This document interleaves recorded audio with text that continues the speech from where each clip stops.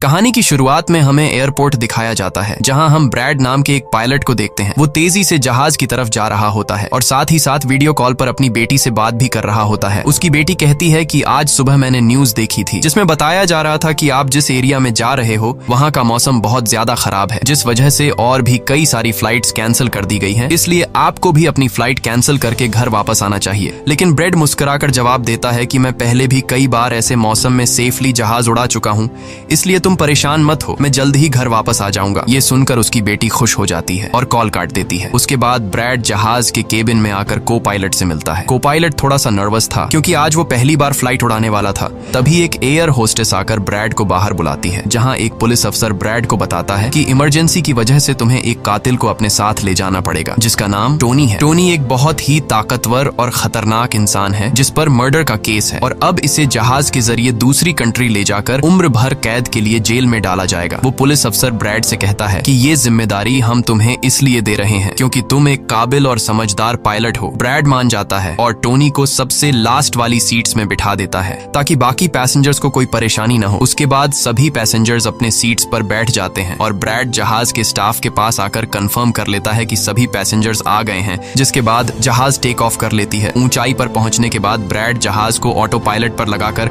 को पायलट के साथ अपनी फैमिली के बारे में बातें करने लगता है। ब्रैड को पायलट को मोबाइल में अपनी बेटी की फोटो दिखाता है और कहता है कि मैं अपनी बेटी से बहुत प्यार करता हूं और हमारा इस दुनिया में एक दूसरे के अलावा और कोई भी नहीं है। दूसरी तरफ जहाज में बैठे पैसेंजर्स सफर को एंजॉय कर रहे होते हैं, लेकिन उन्हें पता नहीं था कि कुछ देर बाद उनके साथ बहुत ही बुरा होने वाला है। केबिन में बैठे दोनों पायलट्स भी खुश थे और जहाज भी नॉर्मल तरीके से फ्लाई कर रहा था, लेकिन तभी अचानक मौसम खराब हो गया और जहाज हल्के से झटके लेने लगा, जिस वजह से ब्रैड परेशान हो जाता है क्योंकि उसे कुछ ठीक नहीं लग रहा था। वो सभी मुसाफिरों को सीट बेल्ट बांधने के लिए अनाउंस करता है और रेडियो के जरिए वो कंट्रोल टावर से बात करने की कोशिश करता है, पर उसकी बात नहीं हो पाती क्योंकि मौसम खराब होने की वजह से यहाँ के सारे रेडियोस काम करना बंद कर देते हैं। तभी अचानक बिजली का तेज झटका प्लेन से आकर लगता है, जिस वजह से प्लेन जोर जोर से झटके लेने लगता है। ब्रैड पैसेंजर्स का हाल देखने के लिए केबिन से बाहर जाता है। पैसेंजर्स को देखकर ब्रैड को थोड़ा बहुत सुकून मिल जाता है क्योंकि सभी पैसेंजर्स सेफ थे, पर यहाँ अब धीरे धीरे लाइट बंद होती जा रही थी और तभी प्लेन को कई और झटके लगते हैं, जिससे ब्रैड का सिर सामने छत से टकराकर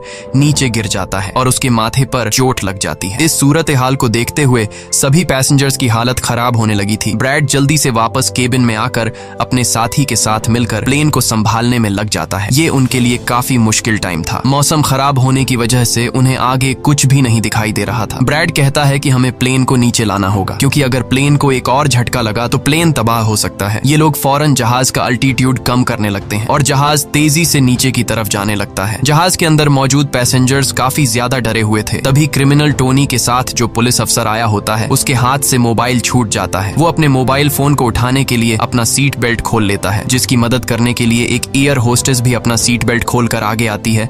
अब क्योंकि प्लेन तेजी से नीचे की तरफ जा रहा था, जिस वजह से उनका सीट बेल्ट खुलते ही ये दोनों तेजी से ऊपर छत से टकरा जाते हैं।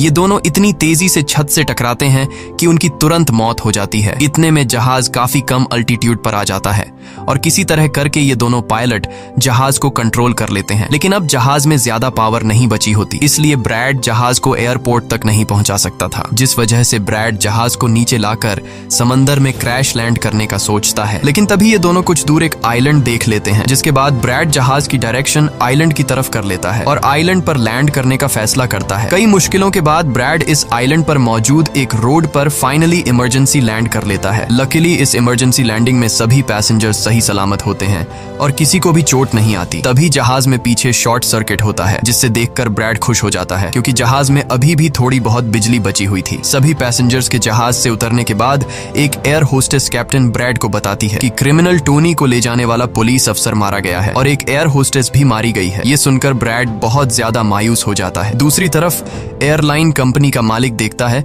कि उसका एक जहाज अचानक गायब हो गया है क्योंकि उसने प्लेन को लैंड होते हुए नहीं देखा था और काफी देर से रेडियो खराब होने की वजह से उसका पायलट से कांटेक्ट भी नहीं हो पा रहा था। इसीलिए वो एयरलाइन कंपनी का मालिक स्कार्सडेल नाम के एक रेस्क्यू एक्सपर्ट को बुलाता है, जो ऐसे लोगों को ढूंढने का काम करता है जो मुश्किल में कहीं फंसे हुए होते हैं। एयरलाइन कंपनी का मालिक उसे कहता है कि मुझे मेरे प्लेन्स की सारी डिटेल्स चाहिए, जैसे वो कहाँ गया, उसके वर्कर्स और सभी पैसेंजर्स कहाँ हैं। जिसके बाद रेस्क्यू एक्सपर्ट अपने काम पर लग जाता है। दूसरी तरफ सारे पैसेंजर्स इस सोच में थे कि हम यहाँ क्यों उतरे हैं। ब्रैड सभी पैसेंजर्स को इकट्ठा करके समझाता है कि इमरजेंसी की वजह से हमें यहाँ उतरना पड़ा। प्लेन में अभी भी थोड़ी बहुत बिजली मौजूद है जिसे हम बाकी चीजों को ठीक कर लेंगे। तब तक आप लोग यहाँ आराम से रहें और आप लोग घबराइएगा नहीं, बहुत जल्द हम यहाँ से निकल जाएंगे। जिसके बाद ब्रैड प्लेन के पास आकर उसे ठीक करने में लग जाता है, पर वो देखता है कि जहाज में पावर काफी कम है, इसलिए उन्हें मदद का इंतजार करना होगा। ये लोग मैप निकालकर खुद ही अपनी लोकेशन देखने लगते हैं ताकि उन्हें पता चल सके कि आखिर ये लोग किस जगह पर हैं। ब्रैड का साथी को पायलट नक्शा देखकर बताता है कि हम एक प्राइवेट आइलैंड पर फंसे हुए हैं। ये जगह बहुत ही खतरनाक है। यहाँ पर ऐसे लोग हैं जो किसी सरकार या गवर्नमेंट की बात नहीं मानते। अगर इन लोगों ने हमें पकड़ लिया तो हमारी जान खतरे में पड़ सकती है और हमारी गवर्नमेंट भी हमें नहीं बचा पाएगी। ये सुनकर ब्रैड कहता है कि अब कहीं से भी करके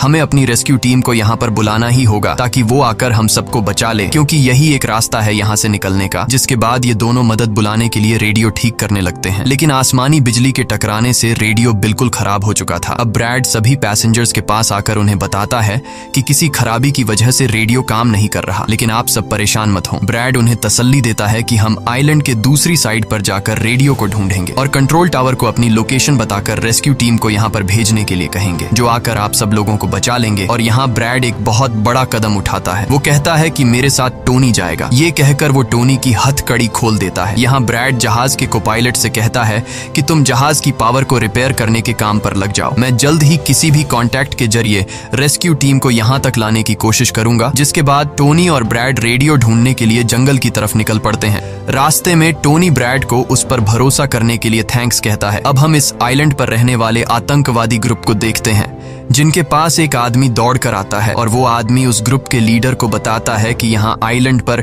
एक प्लेन आकर रुका है इमरजेंसी की वजह से और उसके अंदर बहुत सारे लोग हैं जो अलग अलग कंट्रीज से हैं। ये सुनकर ग्रुप का लीडर उस आदमी को कुछ पैसे देता है और ग्रुप का लीडर अपनी टीम से तैयार होने को कहता है। आइलैंड के जंगल में ब्रैड और टोनी आगे बढ़ रहे होते हैं। टोनी ब्रैड से पूछता है कि तुमने मुझे आजाद क्यों किया और अब मुझे कहाँ लेकर जा रहे हो। तब ब्रैड उसे कहता है क्योंकि मैं तुम्हारी वजह से सबको खतरे में नहीं डाल सकता और यहाँ एक खतरनाक आतंकवादी ग्रुप है जिसका मेरे साथ मिलकर तुम्हें सामना करना है। तब टोनी ब्रैड से कहता है कि मैं एक मिलिट्री बैकग्राउंड से हूँ और मैं यूएस मिलिट्री में कई साल ड्यूटी कर चुका हूँ। कुछ ही देर में पीछे से टोनी की आवाज आनी बंद हो जाती है। जब ब्रैड पीछे मुड़कर देखता है तो टोनी वहाँ नहीं था। वो ब्रैड से अपनी जान छुड़ाकर भाग चुका था और अब ब्रैड अकेले ही जंगल में आगे निकल पड़ता है। जंगल में आगे बढ़ते हुए ब्रैड एक खाली पड़ी फैक्ट्री में जाता है जहाँ वो एक टेलीफोन को ढूंढ लेता है, लेकिन वो पुराने जमाने का टेलीफोन खराब पड़ा हुआ था। जिसके बाद ब्रैड साइड पर लगे उस टेलीफोन के तार जोड़ने लगता है और टेलीफोन काम करने लग जाता है। ब्रैड जल्दी से कंपनी के हेल्पलाइन पर कॉल करता है। ब्रैड हेल्पलाइन को अपनी लोकेशन और सब कुछ बता देता है, लेकिन लाइन में कोई गड़बड़ी होने की वजह से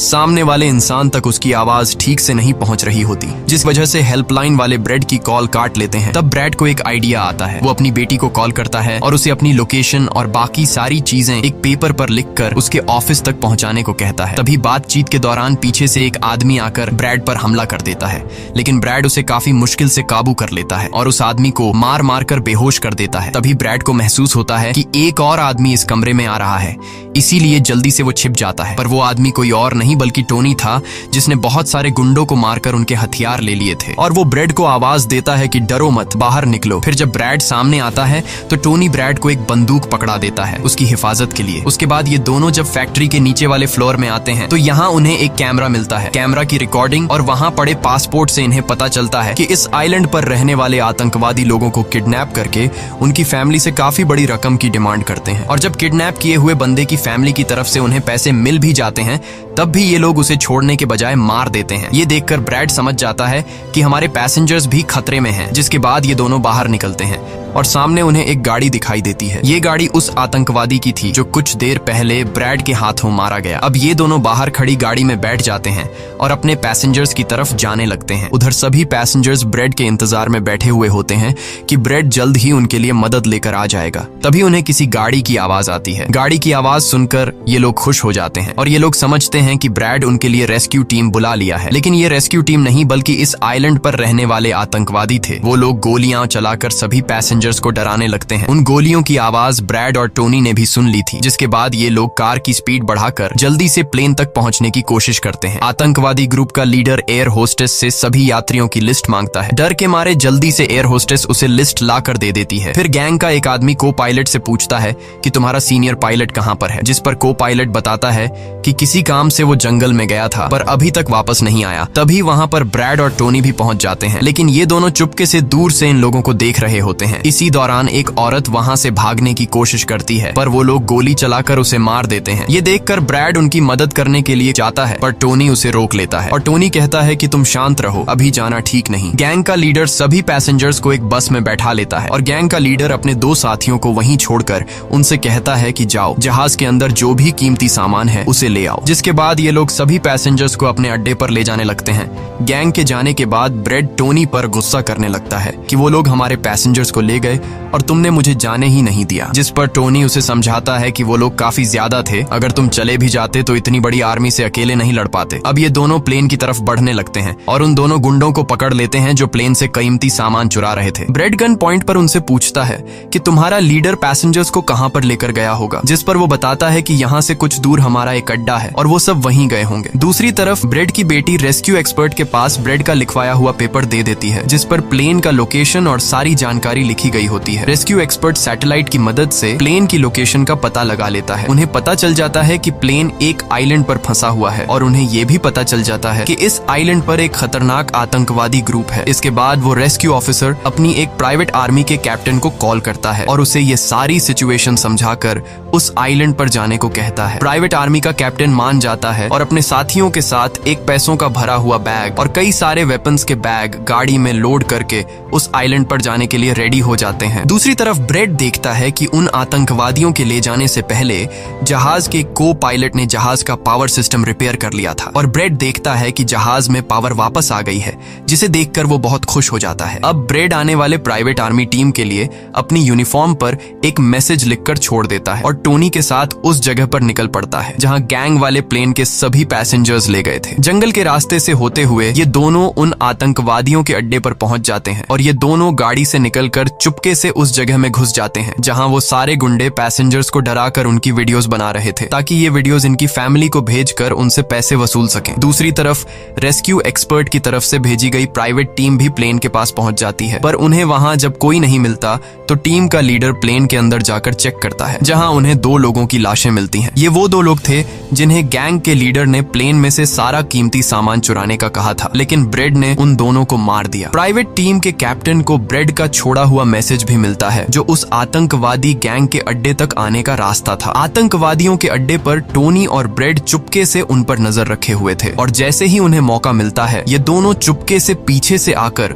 2 आतंकवादियों को मार देते हैं। फिर ये दोनों चुपके से आगे बढ़ते हैं और एक कमरे के बाहर जा पहुंचते हैं। इस कमरे के अंदर सभी पैसेंजर्स को कैद करके रखा गया था। अब ब्रेड इन लोगों को छुड़ाना तो चाहता था, पर वहां बहुत सारे गार्ड्स पहरा दे रहे थे और ब्रेड के पास दरवाजे का ताला खोलने की चाबी भी नहीं थी। इसके बाद ये दोनों एक एक करके उन गार्ड्स को मार गिराते हैं और टोनी तो हथौड़ा उठाकर कई सारे गार्ड्स को हथौड़े से मार देता है। यहाँ ब्रेड एक गार्ड से चाबी लेकर उन पैसेंजर्स को कमरे से आजाद कर देता है। वो उनसे कहता है कि जल्दी से उसी बस में बैठ जाओ जिसमें तुम सबको आतंकवादियों ने यहाँ लाया था, और वो सभी जल्दी से उस बस में जाकर बैठ जाते हैं। तभी टोनी ब्रेड के पास आकर बताता है कि यहाँ से गाड़ी के जरिए बाहर निकलने का सिर्फ एक ही रास्ता है, मगर वहाँ कई सारे गुंडे बंदूक लिए खड़े हैं जो हमें देखते ही हम पर गोलियां बरसाना शुरू कर देंगे। जब ब्रेड पैसेंजर्स की तरफ देखता है तो वो सभी बहुत ज्यादा डरे हुए होते हैं। अब यहाँ ब्रेड अपनी जान को खतरे में डालते हुए एक फैसला करता है और टोनी से कहता है कि मैं वहां पर मौजूद सभी आतंकवादियों का ध्यान भटकाऊंगा और तुम मौके का फायदा उठाते हुए सभी पैसेंजर्स को यहाँ से ले जाना। अब पहले तो टोनी ब्रेड को ऐसा करने से मना करता है।